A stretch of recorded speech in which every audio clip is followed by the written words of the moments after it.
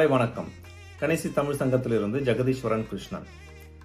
தினம் ஒரு திருக்குறள் பகுதியில் இன்று நாம் அறத்துப்பால் அதிகாரம் 38 ஊழ், திருக்குறள் எண் 379.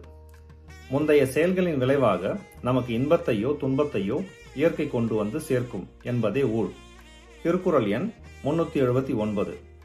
நன்றாங்கால் நல்லவா காண்பவர் அன்றாங்கால் அல்லற்படுவதெவன். இதன் பொருள், இயற்கையில் பகல் முடிந்து இரவு வரும். அப்போது நாம் மற்றொரு பகலுக்காக அமைதியாக காத்திருப்போம், கவலைப்பட மாட்டோம். அதைப்போல் நன்மை தீமை இரண்டையும் சமமாக பார்க்காமல் நன்மை நிகழும்போது இன்பப்பட்டும் நன்மை அல்லாதது நிகழும்போது துன்பப்படுவது ஏன் என்று வள்ளுவர் கேட்கிறார்.